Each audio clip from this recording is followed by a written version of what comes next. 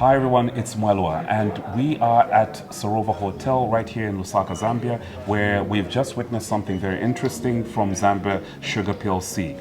This morning, they presented the half-year performance for 2024, and to tell me a little bit about the numbers is the CFO for Zambia Sugar, Hezron Musonda. Hezron, how are you doing? I'm okay. How are you doing? I'm great, Hezron. I know it's just been a matter of days since we last spoke, but how are you feeling after your first presentation for Zambia Sugar?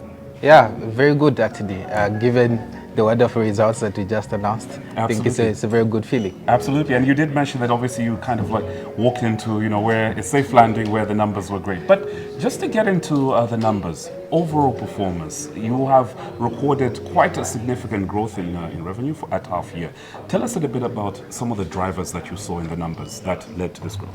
So the key driver is actually coming from our domestic market, where we had about 36,000 tons in terms of additional sales domestically.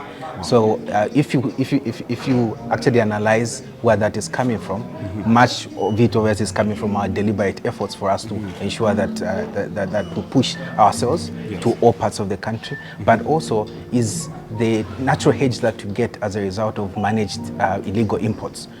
So because of the managed illegal imports, what we saw is that there was significant uplift that was coming even in border towns where previously those markets were flooded with the illegal imports. Okay, so you would say that there's been some effort now to suppress those illegal? Yes, but obviously also it's also coming from the impact of the depreciated kwacha. It makes the imports very expensive, so they are not competitive in the market. And that's why we continue.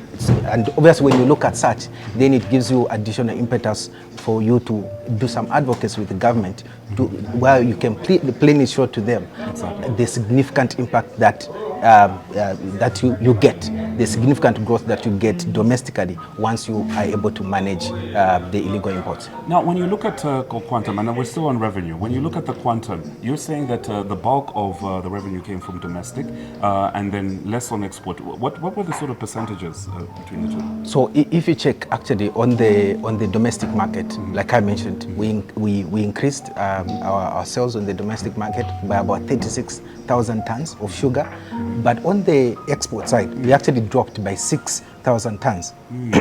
Why? Because of the same increase in the domestic demand. So we had to reallocate what could have meant for the export market for us to be able to supply in the domestic market because of that significant growth as a result of curtailed illegal imports, as well as also our efforts for us to increase our sales. So that means that there still lies a huge opportunity, because obviously the CEO did mention that the plant is still not up to maximum capacity. Is there an opportunity on the domestic market to further grow?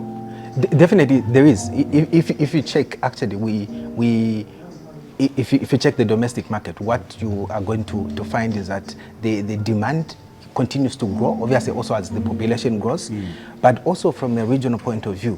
You notice, like come from mentioning, that we had to actually curtail how much we export because of the growth in the domestic market. So again, it actually means that there are further opportunities that you have on the regional market, which we are able to supply. And I think from the projections that we have, the expectation is that that demand will grow to over 800,000 tons.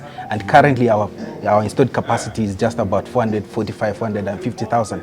So we actually need to almost double. Our current production for us to be able to meet that demand in the long term. Okay, so now when you're talking about doubling, I'm just thinking about double-digit inflation and the various macroeconomic indicators. Just recently, the central bank had further increased the MPC. What are those macro issues and how are they impacting the business?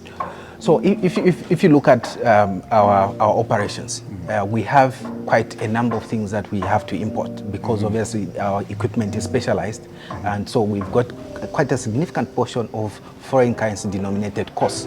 And so that naturally requires that we need to also have some revenue for us to create a natural hedge. And so the export market then becomes important. But now where you are seeing growth in the domestic market, like the way we have now, then you now sort of reallocate from exports into the domestic. So you create some sort of pressure point for you in terms of your foreign currency management. And so where you have the exchange rate also is obviously we have seen kwacha struggle against the major convertibles. That means the costs are going up, but on the other side, in terms of your exports, again, you are not exporting as much. Correct. So those are some of the dynamics that comes to play, and that definitely you feel the pinch from a business point of view. Right. Now, when we looked at the numbers, you did mention issues around overdraft, but then again, I think you kind of cracked the joke when it came to the loan side.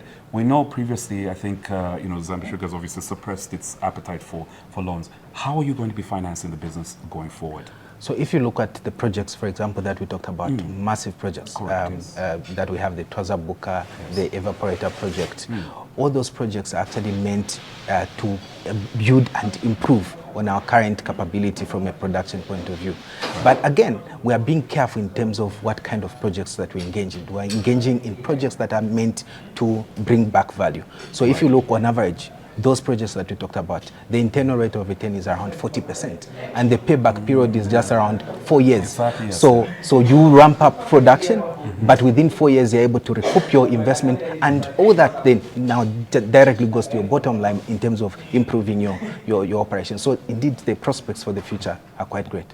Now, obviously, many will be getting very excited about the D word, the dividend word.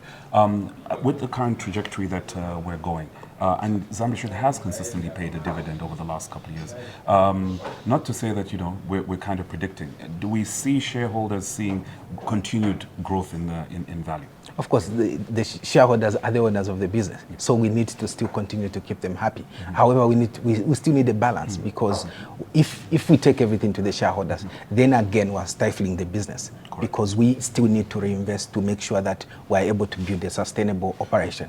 And so we'll continue to strike that balance, and we've got a very clear dividend policy, and we'll make sure that we stick to our dividend policy, because that's our commitment to the shareholders, and that is how we gain their confidence that indeed we're running the business profitably. Absolutely. Hezron, it's been such a pleasure talking to you, and all the best in the next half of the year, and we look forward to engaging with you at full year. Thank you so much. Yes, sir. There you've heard it for himself. The person behind the numbers at Zambia Sugar, Mr. Hezron, has just spoken to us, and find out more about the other statements that will be coming on the Financial Insight platform.